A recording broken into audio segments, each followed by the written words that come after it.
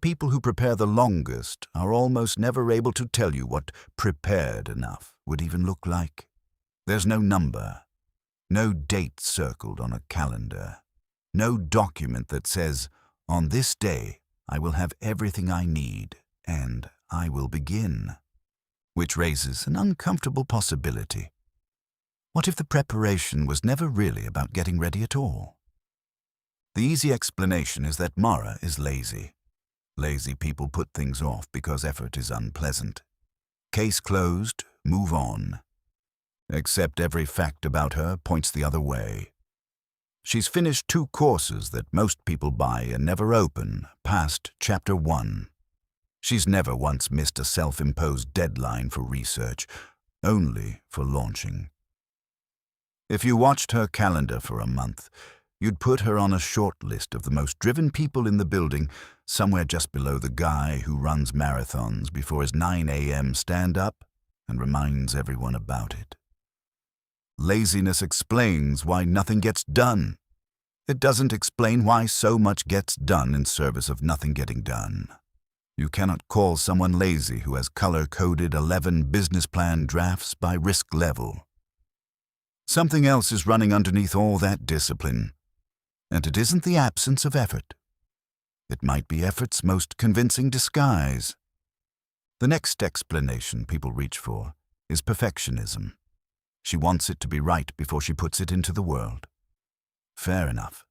Perfectionists ship things too, eventually. They just take longer, sweat more, apologize for the delay. But perfectionism has a target. A perfectionist knows, at least roughly, what good enough looks like, even while missing it over and over. Ask Mara what her studio needs to look like before she opens the doors, and she can't tell you. Not really. Every time she gets close to one version of ready, the goalpost quietly relocates. Last year it was once I have a year of savings. This year it's once I understand contract law better. Ask her privately what next year's version will be and she won't know. She's not supposed to know. The goalpost isn't built to be reached, it's built to exist. That's the detail that breaks the theory. A perfectionist is chasing a standard, however unreasonable. Mara is running from something, and running is even the wrong word because she isn't going anywhere. She's circling the same spot at increasing speed and calling it progress because the scenery keeps changing. Once you notice the shape of it in Mara, you start seeing it everywhere, and it never wears the same clothes twice. There's the friend who's been learning Spanish before the move for 6 years and can now order a coffee and recite 4 verb conjugations and has bought a grammar app subscription she renews without opening. And there's the writer with 400 pages of notes for a novel and 0 pages of the actual novel who will tell you with total sincerity that outlining is the hard part. That once the structure is solid, the writing itself will take maybe 6 weeks. He has said this for 5 years. He can tell you his protagonist's astrological sign, her mother's maiden name, the exact street she grew up on. He cannot tell you what happens on page 1. Different goals, different timelines, wildly different subject matter, languages, novels, client meetings. But underneath, the same architecture. Enormous energy poured into the runway and the plane never quite takes off.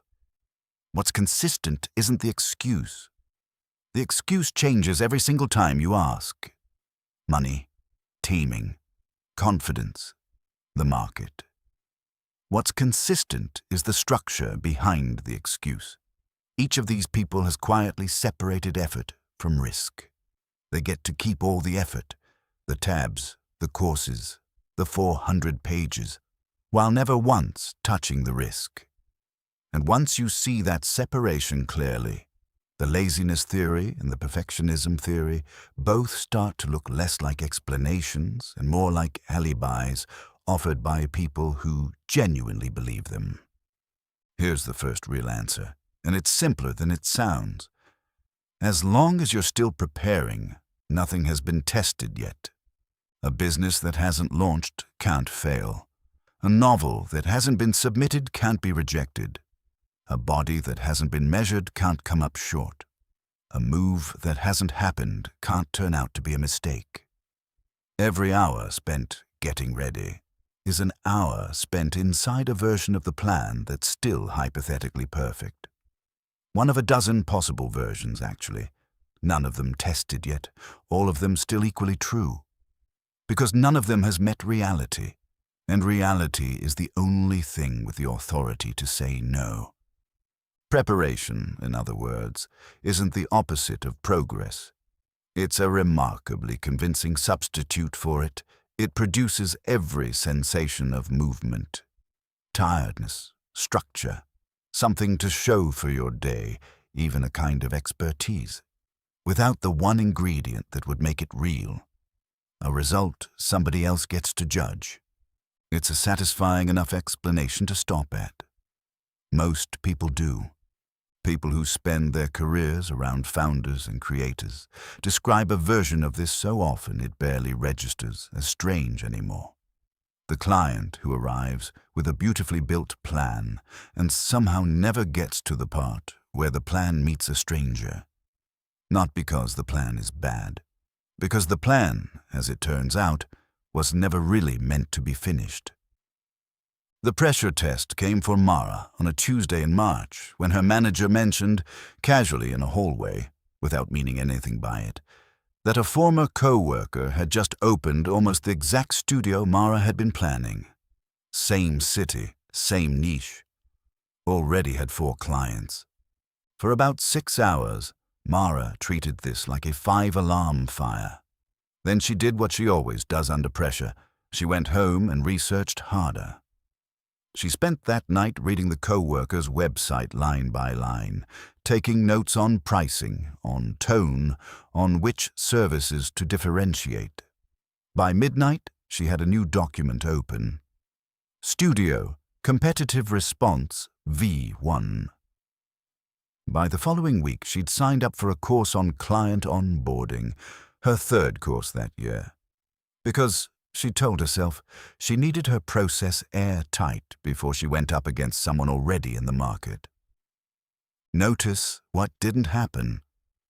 The thing that should have forced her hand, an actual competitor, an actual deadline with teeth, got absorbed into the system instead of breaking it. The threat didn't push her toward the risk. It handed her a new, better justified reason to stay on the runway a little longer. And it came with its own small comedy. The woman, terrified of being judged by a client, spent the next 3 weeks being judged, in obsessive detail, by a stranger's website. The writer with the 400 pages did something almost identical the year his sister asked, gently, when the book might be done. He didn't answer her. He reorganized his outline instead, moved Chapter 9 before Chapter 6, and told himself the structure had been bothering him for a while anyway. 2 people, 2 unrelated crises, a competitor, a sister's question, and the exact same reflex underneath both. Turn the threat into more homework. That's the part worth sitting with if any of this sounds familiar. The mechanism doesn't just survive urgency. It eats it and asks for seconds. But she's afraid of failing isn't quite it either, and here's the detail that doesn't fit that story. Mara isn't actually afraid of a bad outcome. Ask her directly what happens if the studio fails, and she'll answer calmly. She'd survive it, get another job, be fine. She's not performing bravery. She has genuinely pictured that scenario more than once, late at night, and made peace with it. What she has never once let herself picture in 3 years of near launch is the mediocre scenario. Not failure, just average. A studio that opens quietly, picks up a few clients, plateaus at a number that's fine but not remarkable, and ends up looking a lot like everyone else's. That's the version preparation is actually protecting her from. Once, in a coaching session she signed up for and never repeated, someone asked her to describe a Tuesday, 6 months after launch. An ordinary one. Nothing dramatic, just a normal day running the studio. Mara opened her mouth and nothing came. Not because it was too painful to imagine failing. Because she had never once let the picture render past the opening, the launch, the excitement, the applause. And stopping there, it turned out, was the whole point. An ordinary Tuesday has no ending built in. It just repeats, at whatever level of fine it settles at, for years. That's a harder thing to sit with than failure. Failure at least has a story. Right now, unlaunched, Mara's studio is still infinite.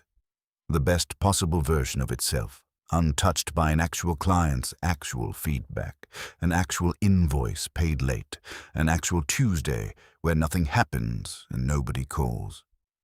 The moment she opens the doors, that infinite potential collapses into one specific, measurable, probably unremarkable outcome. And there is no amount of getting more ready that protects a person from that. Only not opening the doors does. Go back to that first idea. Nothing tested yet can't fail. And there's a piece of it that was true, but incomplete. It was never only about dodging one bad outcome.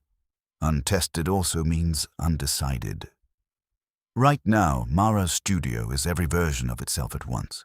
Brilliant, mediocre, disastrous, life-changing, all still technically true, all still hers. The day she opens, all but one of those versions dies. Not because she failed, because she finally became something specific. And specific was always the actual threat, whichever direction it pointed. So the 3 years were never really about becoming capable enough to succeed. They were about staying, for as long as possible, in the one place where she was still every version of herself. The place before anyone got to check which one was real. The writer, if you asked him the same question, would probably deny it, right up until you pointed out that the version of his novel in his head has never once gotten a single bad review, a single rejection letter, a single reader who found it merely okay. 400 pages, and not one of them has ever disappointed anyone. That's not an accident. That's the entire design. Ask him what the book is about, and he'll talk for 20 minutes. Ask him what happens on page 1, and he'll change the subject, gently, back to the outline. Put it together, and the picture looks like this. Preparation isn't the delay before the real thing. For someone like Mara, preparation is the thing. A fully self-contained project that produces every feeling of ambition, the effort, the structure, the growing expertise, while permanently postponing the one event that could collapse every version of her into just one. Not I might fail. Something quieter and much harder to say out loud. I might stop being everything I could still turn out to be and become one specific, probably ordinary thing instead. And nobody around her is fighting this, because from the outside it doesn't look like avoidance. Her mother hosted a dinner last spring. Nothing special, just family, roast chicken, the good plates. Somewhere between the main course and dessert, her aunt asked, not unkindly, "So when's the studio actually opening?" Mara set down her fork. "Soon," she said. "I just want to get the contracts right before I bring anyone on." Her aunt nodded, satisfied. Her mother reached over and squeezed her hand. "That's so smart," someone said, not rushing it. And 2 other people agreed at once, and for a second the whole table felt like it was applauding her. Not for doing anything. For not doing it carefully. That's the reward, every time. Not applause for the studio, applause for the studio's absence, dressed up as patience. Nobody at that table would ever say it out loud, but the message lands anyway.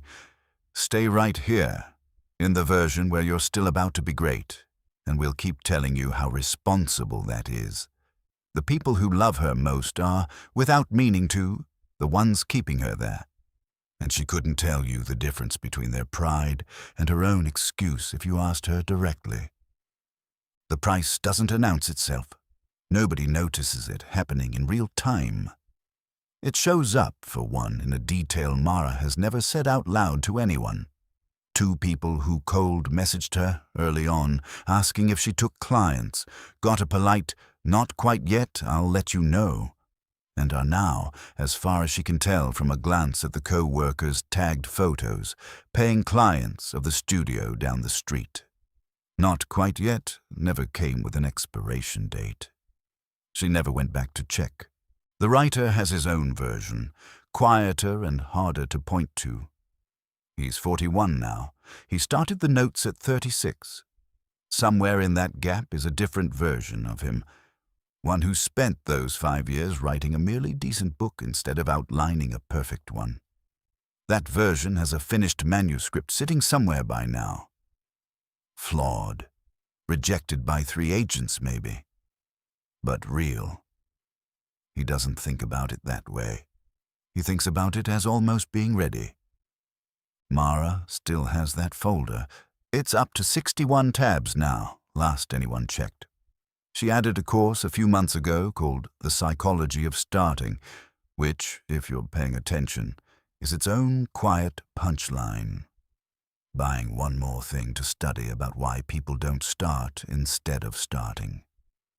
Maybe you don't have a folder like hers, but you probably have the version that fits your life. The language you're getting fluent enough in. The manuscript that needs one more pass. The conversation you're waiting to have once you're in a better place to have it. The tabs are open right now, somewhere, on somebody's laptop. Maybe yours, so the next time you go to open one more tab before you're ready to begin, stop for a second and count them. Then ask yourself how many of them were ever really about getting ready, and how many were just about staying a little longer, everything you could still turn out to be.